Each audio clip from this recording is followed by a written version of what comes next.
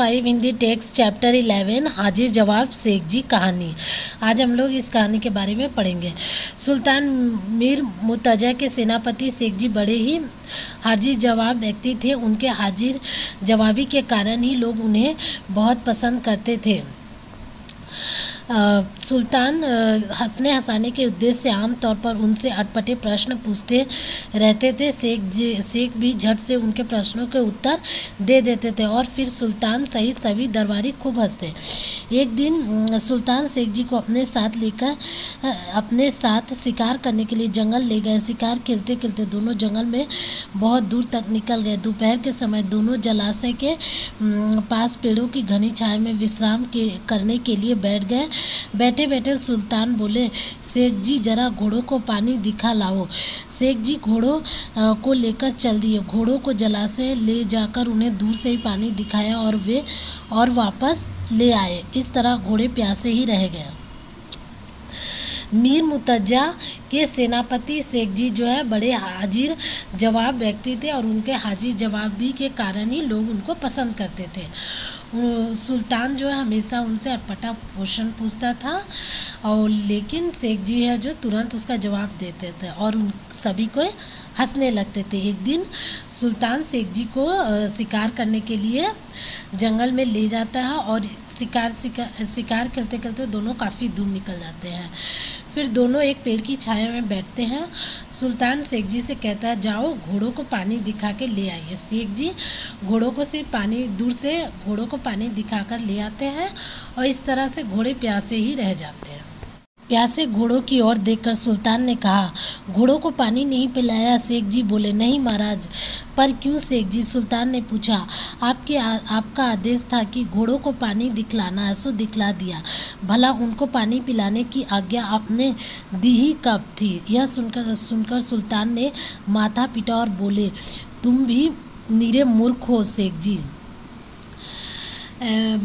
हाजिर जवाब जो है घोड़ों को पानी नहीं पिलाता। इस पर सुल्तान पूछता है कि घोड़ों को पानी क्यों नहीं पिलाया? तो वह कहता है कि आपने तो इसका आज्ञा ही नहीं दिया। ये बात सुनकर सुल्तान जो है उसकी मूर्खता पर माथा पीटता है। तुम युद्ध कौशल में जितने अधिक निपुण हो, सामान्य सूझबूझ में उतने ही कमजोर हो। यह सुनकर शेख जी बिना झिझके कहने लगे, हुजूर मेरी हाजिर जवाबी को यदि आप मूर्खता समझते हैं तो यह आपकी अपनी सोच है। भला इसमें मैं क्या कर सकता हूँ?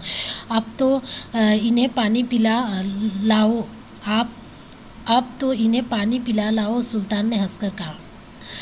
सुल्तान उनसे कहता है कि युद्ध और कौशल में जितना ही आप निपुण हैं, लेकिन सामान्य सूझबूझ में आप कमज़ोर हैं।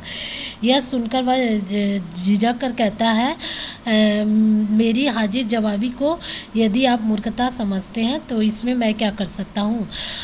तो फिर ये सब सुनकर सुल्तान कहता, अब जाओ इन्हें पानी। सुल्तान हंसकर कहता, अब इन्हें पानी पिलाकर ले आओ। पिलाने को अब कहा है तो अवश्य पिला लाऊंगा महाराज। शेख जी बोले। इस तरह सुल्तान ने उनको समझाया, समझ का फेर है, अन्यथा समझदार आदमी तो एक काम बताने पर दो काम कर देते। वे आगे की भी सोचते हैं, एक काम बताने पर दो काम।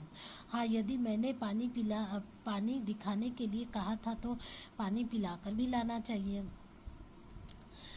इतने में सुल्तान उनसे कहता है कि समझ का फेर है, नहीं तो कभी कभी तो एक काम बोलने पर आदमी दो काम कर देता है। हम पानी दिखाने के लिए बोले थे तो पानी पिलाकर ही ले आते। ठीक है हुजूर, अब से इस बात का ध्यान रखूंगा कि एक काम बताने पर दो काम करूं। आगे की बात सोचकर चलूं। शेख जी ने कहा, ठीक है, अब जाओ और घोड़ों को पानी पिला लाओ। देखो न बेचारे कितने प्यासे, और आज गर्मी भी तो बहुत है। हाजिर जवाबी जो है सुल्तान के प्रश्नों का उत्तर देता है कि अब आगे से हम ध्यान रखेंगे, एक काम बताने पर हम दो काम करेंगे, आगे का सोचकर चलेंगे। शेख जी घोड़े को लेकर जलाशय गए और उन्हें पानी पिला लाए। कुछ दिन बाद एक दिन सुल्तान की बेगम बीमार पड़ गई। सुल्तान ने शेख जी को बुलाया और कहा, शेख जी हमारी बेगम बीमार है, जल्दी से कोई अच्छा सा वैद्य बुलाइए। शेख जी बोले, क्यों नहीं हुजूर, अभी बुलवा देता हूँ। शेख जी ने उसी समय 2 सेवकों को बुलाया और उन दोनों को अलग अलग आदेश दिए।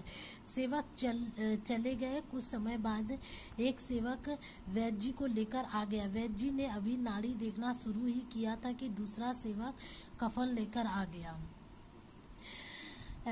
एक दिन सुल्तान का पत्नी बीमार पड़ती है तो शेख जी को कहता है कि डॉक्टर को बुला ले आओ, और वह 2 सेवकों को दो सेवक को बुलाता है और दोनों को अलग अलग आदेश दे देता है। इतने में एक सेवक डॉक्टर वैद्य जी लेकर के आता है और उसका देखना शुरू करता है कि दूसरा सेवक कफन लेकर आ जाता है। नौकर के हाथ में कफन देखकर सुल्तान का खून खौल उठा। उन्होंने सेवक से पूछा, यह क्या है? सेवक ने बतलाया, हुजूर, सेनापति शेख जी की आज्ञा से कफन लेकर आया हूँ। कमबख्त, यहाँ शेख जी के अब्बा हुजूर मेरे है क्या? सुल्तान ने उनसे डांटते हुए कहा। नौकर के हाथ में कफन देखकर सुल्तान का खून खौल जाता है और पूछता है कि कफन से खून खौलता है तो पूछता है, ये क्या है? तो सेवक बताता है कि हुजूर, सेनापति शेख जी की आज्ञा से कफन लेकर आया हूँ। इस पर कहते हैं सुल्तान की, कमबख्त, यहाँ शेख जी के अब्बा हुजूर मेरे हैं क्या? सुल्तान उसको डांटते हुए ये बात कहता है। उसी समय शेख जी आगे आए, बोले, गुस्ताखी माफ़ हो हुजूर, मेरे अब्बा तो सालों पहले अल्लाह को प्यारे हो गए थे, बेचारे जन्नत में है। अब रही बात बेगम साहिबा की, तो मैं आपने एक बार कहा था कि हर समझदार अथवा बुद्धिमान आदमी एक काम बताने पर 2 काम करता है, आगे तक की सोचता है। सुल्तान का ये सब बात सुनकर शेख जी उत्तर देता है कि मेरे पिताजी को गए सालों हो गया है। ये आप एक बार कहे थे कि समझदार और बुद्धिमान व्यक्ति को एक काम बताने पर 2 काम करते हैं, वे आगे की सोचता है। यह सोचकर मैंने वैद्य जी को बुलवा लिया है और साथ ही कफन भी मंगवा दिया है। हो सकता है कि हुजूर, मैंने आगे की सोची, आपने एक काम बताया था, मैंने 2 काम कर दिए। शेख जी जो है उसको उत्तर देता है कि आगे का सोचकर ही हम वैद्य जी को भी बुलवाए और कफन भी मंगवाया।